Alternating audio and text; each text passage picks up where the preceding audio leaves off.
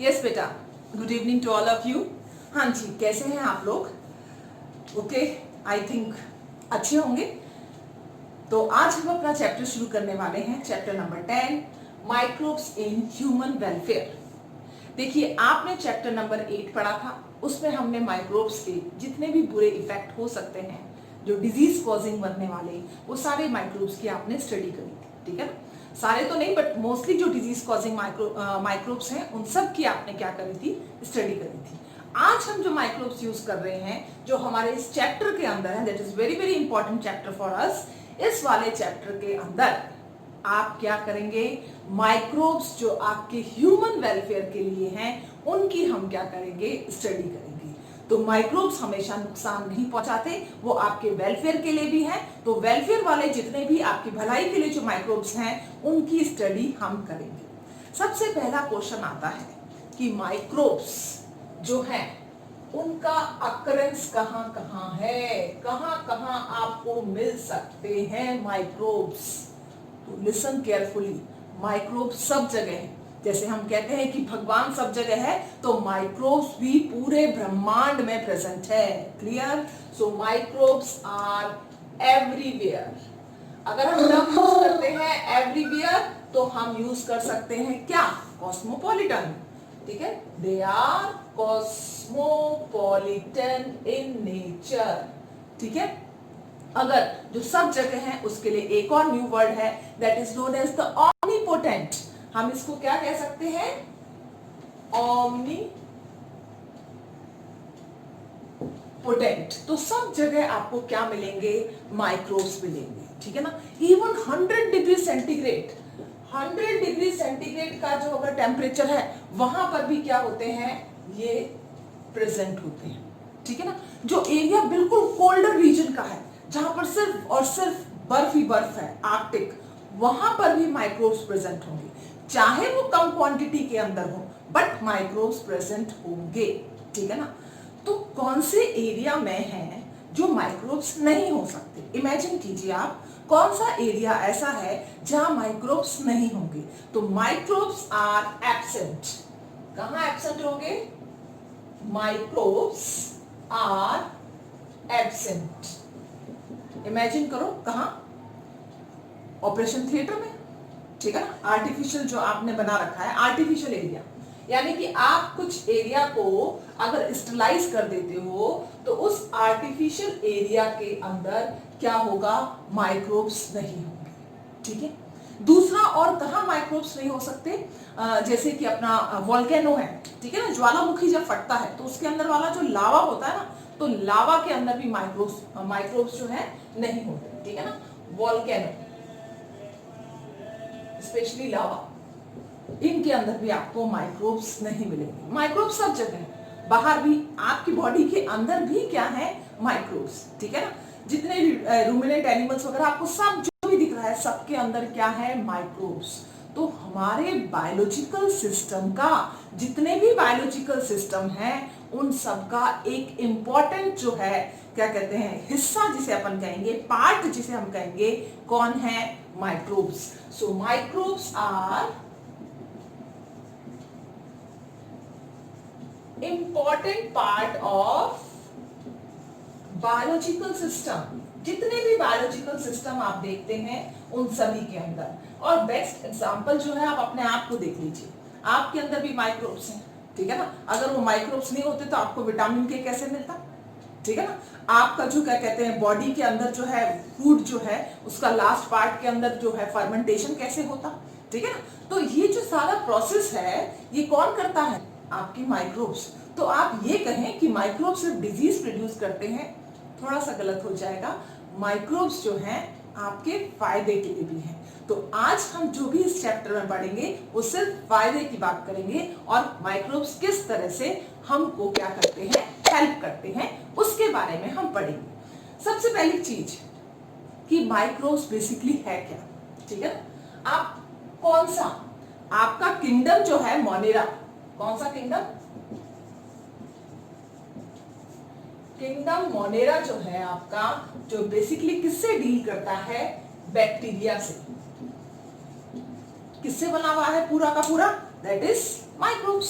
पूरे जितने भी माइक्रोब्स हैं सारे इसके अंदर आएंगे। इसके अलावा जो छोटी छोटी स्मॉल फंगस जो होती है, फंगस में स्पेशली आपको मालूम है हाइफा, ठीक है ना, तो हाइफा तो सबसे इंपॉर्टेंट कंपोनेंट है, तो फंजाई भी क्या है, माइक्रोब्स, ठीक है।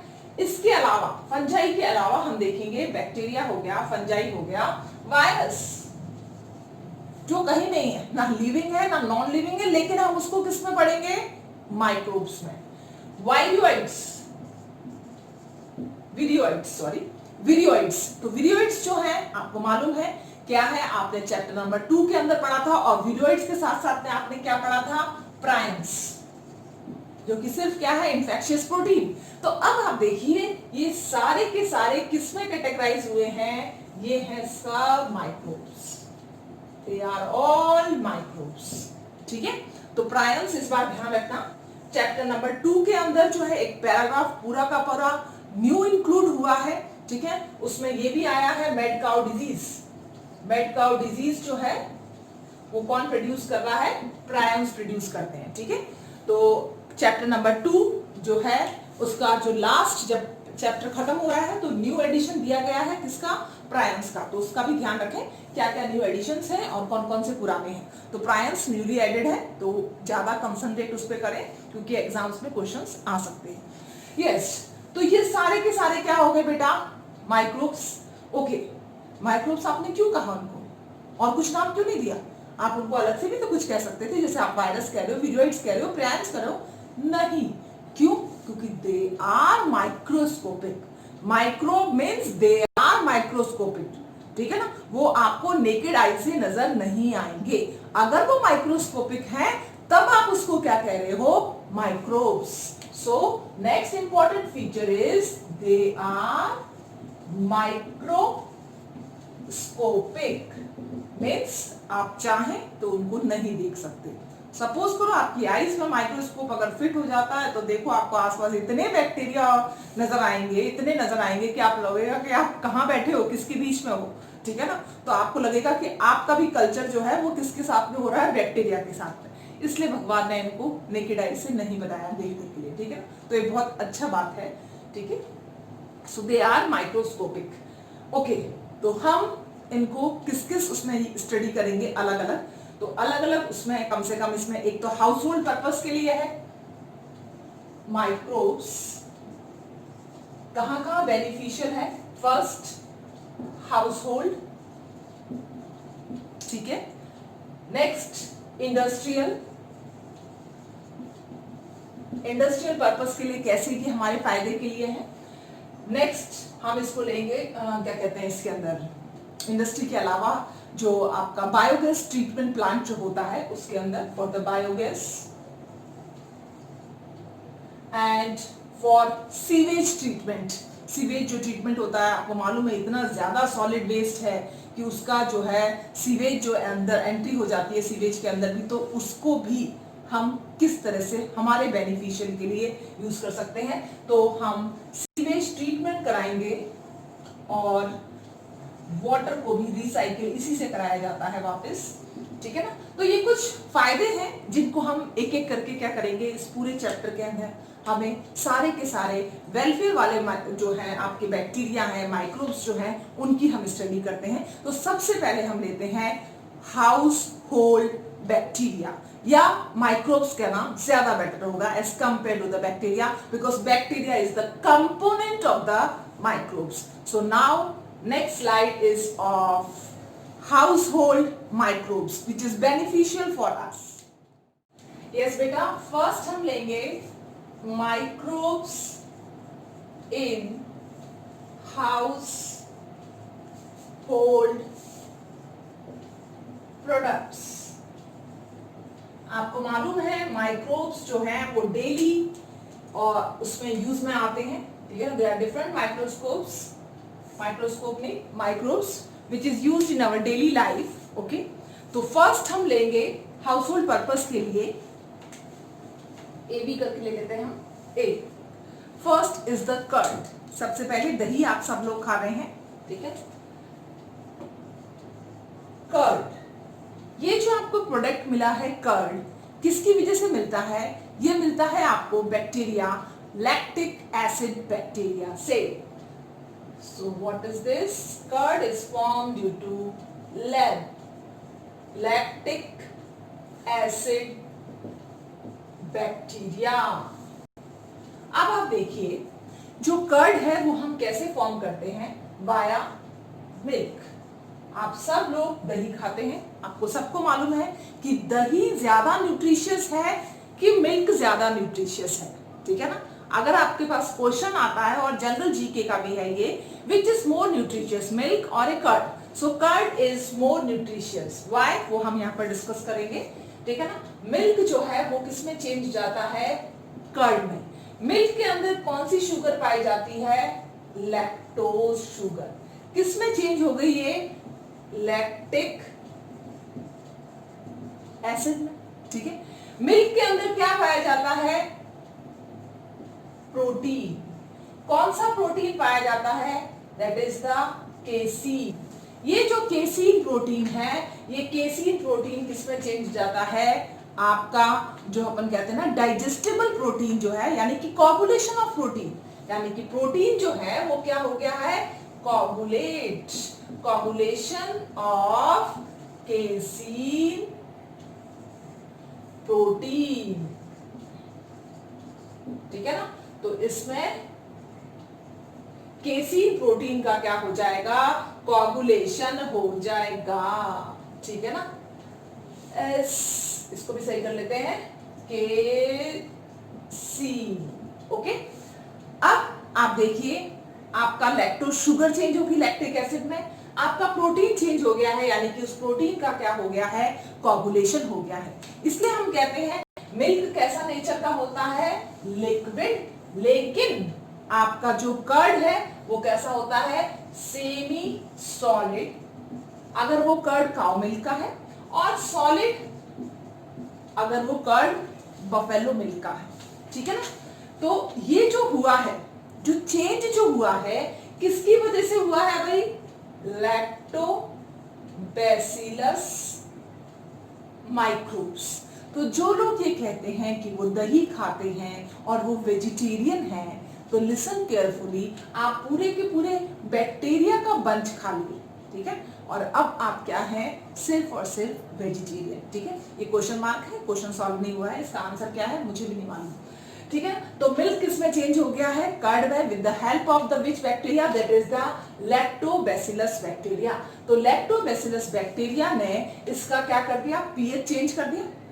ठीक है ना? यहां पर इसकी नेचर को चेंज कर दिया. एक लिक्विड था, एक क्या बन गया? सॉलिड बन गया. अब मिल्क के अंदर हम क्या डालते हैं? लैक्टोबैसिलस को किस फॉर्म के अंदर डालते हैं? स्टार्टर के फॉर्म. कैसे डालेंगे? स्टार्टर. आप जो स्मॉल अमाउंट ऑफ क्या कहते हैं 1 स्पून आपने कर्ड लिया और मिल्क के अंदर डाल दिया. टेम्परेचर को ध्यान रखना बहुत जरूरी है. 37 टू 40 डिग्री सेंटीग्रेड के बीच में इसका क्या होना चाहिए? टेम्परेचर. अगर आपने ज्यादा गर्म दूध में डाल दिया या ज्यादा ठंडे में डाल दिया तो हो सकता है आपको जो आपका प्रोडक्ट चाहिए वो नहीं मिलेगा. उसमें फर्मेंटेशन तो हो जाएगा, लेकिन फर्मेंटेशन में आपको लैक्टिक एसिड चाहिए, अल्कोहल नहीं चाहिए. अगर वो दही खराब हो जाता है, इट मींस उसके अंदर क्या हो गया है? फर्मेंटेशन थोड़ा सा ज्यादा हो गया है. एसिड के साथ साथ आपको क्या मिल रहा है? अल्कोहल भी मिल रहा है. उसका टेस्ट आपको अलग सा नजर आने लग जाएगा. ठीक है ना? तो बेस्ट कर्ड वही होता है जिसके अंदर क्या प्रेजेंट हो? लैक्टिक एसिड, ना कि अल्कोहल. तो इसलिए हमें टेम्परेचर को मेंटेन करना बहुत जरूरी है. टेम्परेचर जो है हमारी बॉडी के आसपास नॉर्मल टेम्परेचर के अंदर अच्छा इजीली जो है ये ग्रो कर पाता है 37 डिग्री सेंटीग्रेड के ऊपर. तो जो हम स्टार्टर लेते हैं उसको, जो भी आपने लिया है, इसको स्टार्टर कह सकते हैं, या फिर आप इसको इनोकुलम कह सकते हैं. So what is inoculum? Inoculum is the small bacteria, small amount of bacteria that is added to the milk, that is known as the inoculum. तो इसको आप क्या कह सकते हो? इनोकुलम. या फिर आप इसको क्या कह सकते हो? स्टार्टर, जो आपने किसके अंदर डाला है? मिल्क के अंदर. ठीक है ना? तो ये हम डालेंगे लैक्टोबैसिलस और आपको क्या मिल जाएगा? आपको मिल जाएगा कर्ड. तो कर्ड जो मिला है आपको, इससे इसके क्या फायदे हैं? ये कैसे न्यूट्रिशियस है? More nutritious as compare to the milk, because curd के अंदर क्या होता है? Vitamin B12. मिल्क में भी विटामिन B12 है, बट बहुत स्मॉल क्वांटिटी में. Curd had large amount. So beneficial effect of curd. पहला सबसे first, that is the large amount of vitamin B12. सबसे ज्यादा आपको क्या मिलेगा इसके अंदर? विटामिन B12 मिलेगा, मिल्क से भी ज्यादा विटामिन B12। और ये क्या करता है कि चेक करता है कि आपकी बॉडी के अंदर जो है दूसरे माइक्रोब्स, जो हार्मफुल माइक्रोब्स की जो है ग्रोथ ना हो और डिजीज ना हो। ठीक है, तो अगर आप दही खाते हैं तो आपका डाइजेस्ट सिस्टम जो है वो कैसा रहेगा? गुड। ठीक है ना, so makes our digestive system, make our digestive system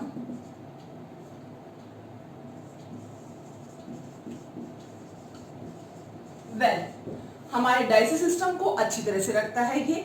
ठीक है ना, डायरिया जैसी कंडीशन के अंदर भी ये बहुत हेल्पफुल है। बैक्टीरियल ग्रोथ को क्या कर देता है? Restrict other bacterial growth. यहां पर लिख देती हूं, रेस्ट्रिक्ट अदर बैक्टीरियल ग्रोथ। ठीक है, तो इस चीज का ध्यान रखें। कर्ड बहुत ज्यादा बेनिफिशियल है as compare to the milk. जो मिल्क नहीं पीते हैं और वो दही खाते हैं, मिल्क तो पीना ही चाहिए आपको मॉर्निंग के अंदर, लेकिन अगर आप दही खाते हो तो ये आपकी इम्यूनिटी को भी क्या करता है? Strong, make your immunity strong.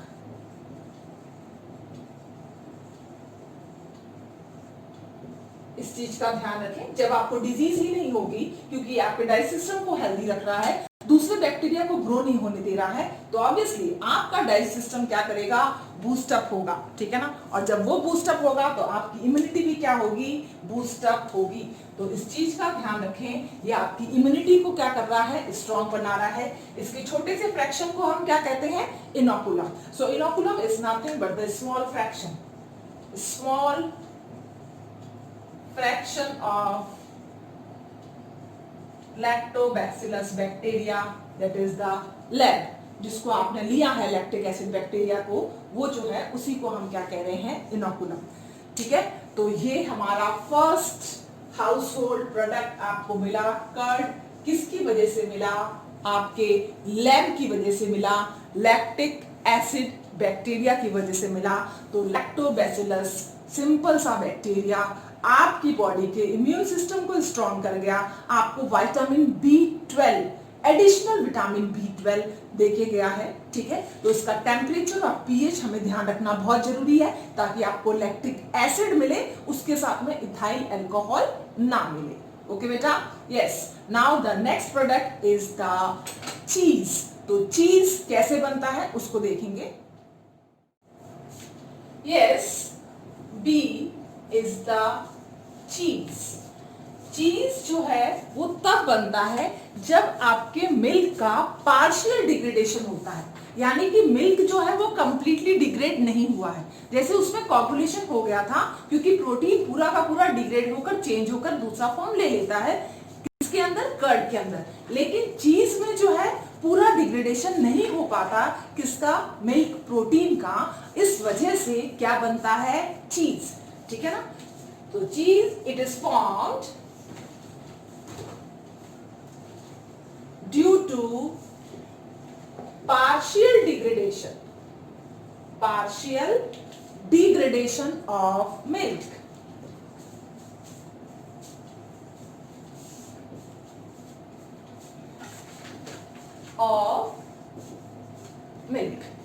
इतना याद रखना कि जितने भी चीज आते हैं, हर चीज का अपना अलग टेक्सचर होता है, अपना अलग फ्लेवर होता है और अपना अलग टेस्ट होता है। ठीक है ना, they have different type of चीज, different type of cheese have different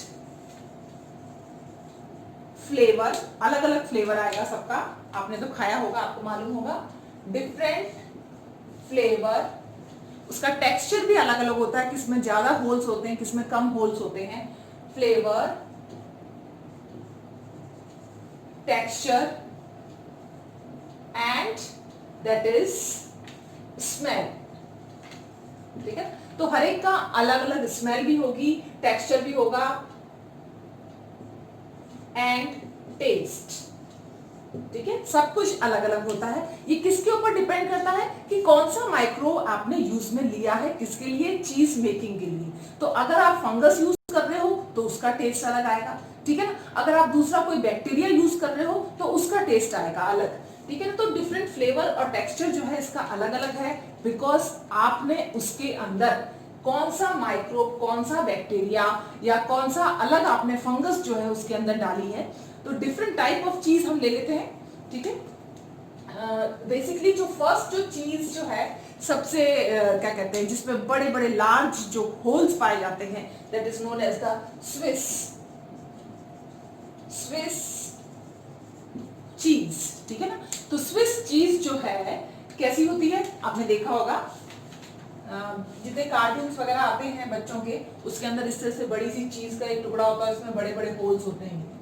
ये कौन सी चीज है, that is the Swiss cheese. ठीक है ना, स्विस चीज जो है ये बनती है प्रोपियोनोबैक्टीरिया शर्मानी से। ठीक है ना, तो शर्मा जी को नहीं कह रही हूँ, कोई भी शर्मा अगर बैठा होगा don't take it otherwise, that is propionibacterium shermanii. यहाँ पर ए नहीं आएगा, ई आएगा, शर्मानी। अच्छा, वो केसीन वाली स्पेलिंग चेक कर लेना। केसीन के अंदर मेरे को कासा लिखने की आदत है, केसीन। ठीक है ना, ए हटा देना उसमें से, this is the casein spelling. ठीक है, तो शर्मानी एंड प्रोपियोनोबैक्टीरियम शर्मानी, ये क्या करता है, ये मिल्क से क्या करना बनाएगा, कौन सी चीज बनाएगा, स्विस चीज। ठीक है ना, तो स्विस चीज जो है they have large whole for releasing CO2। ठीक है ना, तो जब भी इसका फर्मेंटेशन होगा तो फर्मेंटेशन के बाद में क्या होगा, उसके अंदर से जो भी CO2, बट इस चीज का ध्यान रखना बच्चों, इनके अंदर बेसिकली डिग्रेडेशन की बात हम कर रहे हैं। ठीक है ना, हमने यहाँ पर क्या कहा है, पार्शियल डिग्रेडेशन। तो जब हम किसी भी डिग्रेडेशन की बात करेंगे तो वो ब्रेकेज हो रहा है। ठीक है, अगर हम इसको कवर करके रख देते हैं तो ये ब्रेकेज कैसा हो जाएगा, कौन सा फिनोमेना यहाँ पर काम में लेगा, एनएरोबिक रेस्पिरेशन।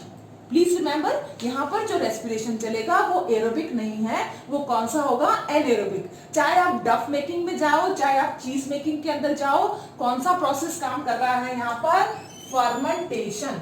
और फर्मेंटेशन के अंदर आप हमेशा ध्यान रखना कि इसके अंदर क्या रिलीज होगा, कार्बन डाइऑक्साइड। तो फर्मेंटेशन कितने टाइम के लिए करा जा रहा है, क्या उसका टाइम इंटरवल है, 10 घंटे के लिए, 12 घंटे के लिए, 15 घंटे के लिए, 4 घंटे के लिए, ये डिपेंड करता है। तो जब भी उसके अंदर फर्मेंटेशन स्टार्ट होता है तो पहली स्टार्टिंग के अंदर क्या होगा, एरोबिक रेस्पिरेशन, क्योंकि एयर तो वहां पर प्रेजेंट होगी ही, कुछ अमाउंट ऑफ एयर तो हम किसी के अंदर भी रखेंगे, तो ऑक्सीजन, क्योंकि पूरा एनवायरनमेंट ऑक्सीडाइज्ड है, तो आप ऐसे तो नहीं कह सकते कि इसके अंदर एनारोबिक रेस्पिरेशन ही चला। नहीं, शुरुआत जब हुई होगी उसकी, तब उसके अंदर क्या हुआ होगा, पहले एरोबिक रेस्पिरेशन हुआ होगा। ठीक है ना, जैसे ही उसके अंदर ऑक्सीजन खत्म हो गई, वो कौन से प्रोसेस के अंदर आ गया होगा, एरोबिक रेस्पिरेशन में। जब वो एनारोबिक रेस्पिरेशन के अंदर आ गया, अब उसके अंदर क्या शुरू हो गया है, फर्मेंटेशन। क्या स्टार्ट हो गया उसके अंदर, फर्मेंटेशन। तो फर्मेंटेशन में वो क्या रिलीज करेगा, अभी इनिशियल स्टेज के अंदर क्या रिलीज करेगा, कार्बन डाइऑक्साइड। ठीक है, ये प्रोसेस चलेगा, लेकिन अगर आप उसको लॉन्ग टर्म के अंदर रखोगे तब वो क्या बना देगा, अल्कोहल। तो कितने टाइम के लिए रखना है, ये सब चीज मेकिंग इंडस्ट्री के अंदर इस चीज का ध्यान रखा जाता है। बहुत बड़ी बड़ी इंडस्ट्रीज भी होती हैं चीज की, हम घर में भी बनाते हैं इसको, ठीक है ना, लेकिन हम बाहर भी इसको इंडस्ट्रियल पर्पस के लिए भी यूज में लेते हैं। ठीक है, लेकिन आपके सिलेबस में ये हाउस होल्ड प्रोडक्ट में दे रखा है, तो आप इसको हाउस होल्ड में ही करेंगे। लेकिन आपको ये भी मालूम होना चाहिए कि चीज जो है बड़ी बड़ी फैक्ट्रीज में बनती है, बड़े बड़े फर्मेंटर्स के अंदर बनती है। ठीक है, तो फर्मेंटेशन वाला प्रोसेस जो है बेसिकली यहाँ पर काम करता है। एक और चीज है, दैट इज द रॉकफोर्ड चीज।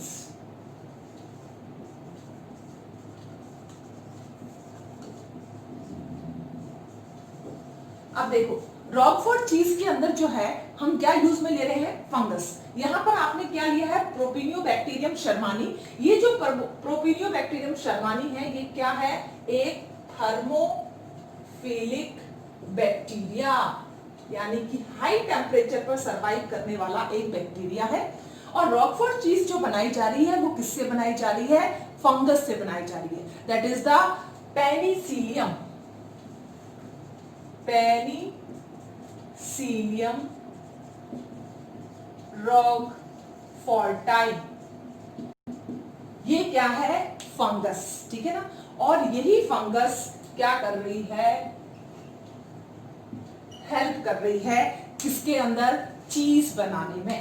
तो सबसे ज्यादा, ठीक है ना, जिसे हम बेस्ट चीज भी कह सकते हैं, सबसे अच्छी चीज जो है वो कौन सी है, इसके कंपैरिजन में भी, स्विस चीज के कंपैरिजन में भी बेस्ट चीज जो है वो कौन सी है, रॉकफोर्ड चीज, that is much better than the Swiss चीज, क्योंकि इसके अंदर आप जो यूज कर रहे हैं वो फंगस यूज कर रहे हैं, और जो मिल्क हम बेसिकली इसमें यूज करते हैं that is the sheep's milk. तो इसकी क्वालिटी ज्यादा अच्छा है as compare to the this Swiss cheese. उसमें होल्स ज्यादा होंगे, इसके अंदर इतने ज्यादा होल्स नहीं पाए जाते। इसका कलर थोड़ा सा क्या होता है, डिफरेंट होता है, व्हाइट कलर का ये आपको नहीं मिलेगा, ठीक है ना। तो पेनिसिलियम रॉकफोर्टी जो है वो क्या कर रहा है, चीज बनाने के अंदर हेल्प कर रहा है। Yes, now next is the डफ। डफ अपन जानते हैं, जो आप फ्लोर को जो आटा जो होता है उसको गूंथ लेते हैं, उसको टाइट कर देते हैं via water, that is known as the duff, and this duff is used in making different food items। आप सब जानते हैं, आप खाते भी हैं इसको, different food items like कौन कौन से हैं, that is the इडली, बहुत अच्छा टेस्ट होता है इसका भी, इडली भी फर्मेंटेड डफ का ही प्रोडक्ट है एक, और डोसा, केक, पेस्ट्रीज, आप लोगों के मुंह में पानी आ रहा होगा, हाँ जी, pastries, chhola bhatura, bhatura is also what, bhatura. तो ये जितने भी फूड आइटम आप देख रहे हैं जो डफ से बन रहे हैं, ये सब क्या है, दैट इज द माइक्रोब्स। तो माइक्रोब्स जो है आपको different items, different food items के ग्रोथ में, उसको बनाने के अंदर क्या कर रहा है, हेल्प कर रहा है, ठीक है। तो इसके अंदर बेसिकली जो हम माइक्रोब यूज में लेते हैं that is the baking industry. Baking industry के अंदर जो हम माइक्रोब यूज में ले रहे हैं, कौन सा माइक्रोब है ये, यस, सैक्रोमाइसिस क्रीवाइसी, ठीक है ना। तो बेकिंग इंडस्ट्री के अंदर हम यीस्ट लेते हैं, that is the only unicellular fungus, ठीक है ना। यीस्ट क्या है, इकलौती है ये, बाकी सब क्या है, मल्टीसेलुलर। यूनिसेलुलर फंगस या फंजाई कौन है ये, सैक्रोमाइसिस सेरिवेसी।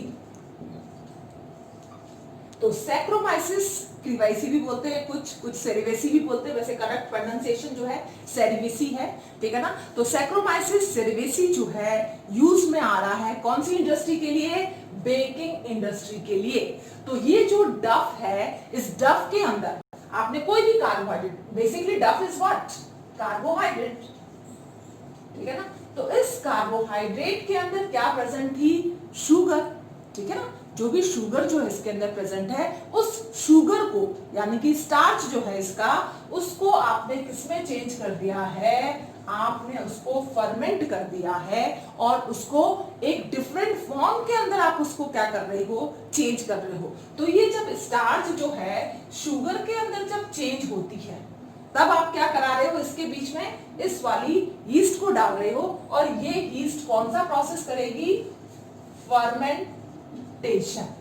तो जब फर्मेंटेशन करेगी तो इसके साथ में क्या रिलीज होगा, हाई अमाउंट ऑफ CO2, और यही CO2 जो है ये क्या देता है, पफिनेस, पफिनेस इन डफ। तो डफ के अंदर जो पफिनेस आती है ठीक है ना। आपने देखा होगा केक हुआ, ब्रेड हुआ, ठीक है ना, इसमें ब्रेड भी आप लिख सकते हो, केक आप लिख ही चुके हो, ठीक है ना। तो ब्रेड वगैरह के अंदर जो भी पफीनेस आती है वो किसकी वजह से आ रही है, इस CO2 की वजह से। तो CO2 जब रिलीज होगी, जब CO2 बाहर निकली तो वो कैसा अपीयरेंस दे रही है, पफीनेस दे रही है। वो उसको क्या बना रहा है, सॉफ्ट बना रहा है। तो फर्मेंटेशन से जो भी कंपोनेंट, जो कार्बोहाइड्रेट जो हार्ड था, वो कैसा हो जाएगा, सॉफ्ट भी हो जाएगा। इस चीज का ध्यान रखना, यहाँ पर अगर ये हार्ड है तो ये कैसा चेंज हो रहा है, सॉफ्ट। इसलिए डिफरेंट फूड आइटम्स जो हैं वो इससे बनते हैं और हम इसको क्या करते हैं, यूज में लेते हैं। अब ये जो सैक्रोमाइसिस क्रीवाइसी है, एक ट्रेडिशनल ड्रिंक भी बनाती है, कहां पर, साउथ इंडिया में। तो डी में लिखेंगे हम toddy. So toddy is nothing but the traditional drink. T से ही पता चल रहा है, तो ये क्या है, ट्रेडिशनल ड्रिंक है। कहां का, ये है साउथ इंडिया का ट्रेडिशनल ड्रिंक, जो किससे बना है बेटा, पाम। पाम ट्री आप जानते ही हैं, that is palm tree SAP. Palm tree SAP को क्या कर दिया, फर्मेंटेशन कर दिया। किसकी प्रेजेंस में, इसी सैक्रोमाइसिस क्रीवाइसी की प्रेजेंस में, ठीक है ना। सैप का क्या करा, फर्मेंटेशन। किसकी प्रेजेंस में करा है, that is the baking yeast, ठीक है ना, जो अब किसके काम में आ रही है, ब्रूइंग इंडस्ट्री के काम में आ रही है। तो आप इसको ब्रूइंग यीस्ट भी कह सकते हो, ब्रूइंग यीस्ट है यही वो, कौन सी वाली, दैट इज द सैक्रोमाइसिस क्रीवाइसी। कौन सी है ये, सैक्रोमाइसिस क्रीवाइसी। आप इसको क्या कह रहे हो, बेकिंग यीस्ट कह सकते हो आप इसको, आप इसको ब्रूइंग यीस्ट कह सकते हो। यानी कि यीस्ट देखो आपको बेक करने में, फूड आइटम्स बनाने के अंदर काम में आ रही है, यीस्ट यहाँ पर एक ट्रेडिशनल ड्रिंक बनाने के काम में आ रही है, ठीक है। तो that is why this is known as the brewing yeast also. Which one, saccharomyces cerevisiae is also known as brewing yeast. अब ये जो प्लांट का जो सैप है, पाम ट्री सैप, ये क्या हो गया, फर्मेंटेशन के बाद में क्या बन गया, drink, that is known as toddy. और इस ड्रिंक को जो है पिया जाता है, ठीक है। इसके अलावा आप ये देखिए, बैम्बू जो बांस होता है, बांस को आप क्या करते हो, फर्मेंट करते हो। आपका ये जो सोया क्या कहते हैं, अपना अलग अलग सोया बीन्स जो होते हैं, इनको भी हम क्या करते हैं, फर्मेंट करते हैं। तो फर्मेंटेशन से आप क्या कर रहे हो, उनको यूज कर रहे हो। तो फर्मेंटेशन याद रखना हमेशा, increase nutritional value, this is very very important. Fermentation process क्या करता है, फर्मेंटेशन किसी भी जगह जहां पर भी चलेगा, उसकी न्यूट्रिशनल वैल्यू को क्या कर देता है, इंक्रीज कर देता है, ठीक है ना। यस बेटा, now it's clear. So these microbes used in fermentation. तो एक और इंपॉर्टेंट पॉइंट लिख देना आप इसमें, they are used in fermentation. आप इमेजिन कीजिए किसका फर्मेंटेशन करना है, फिश का। फिश का भी फर्मेंटेशन होता है और वो यूज में आती है, fermentation of fish, soybean and bamboo. Clear. तो आप देखिए ये फर्मेंटेशन के अंदर क्या आ रही है, काम में। किस किस के फर्मेंटेशन में काम में आ रही है, fish, soybean and bamboo. Clear. तो आपका ये वाला topic microbes in house hold product होता है फिनिश। नेक्स्ट मिलेंगे अपन इंडस्ट्रियल प्रोडक्ट के साथ।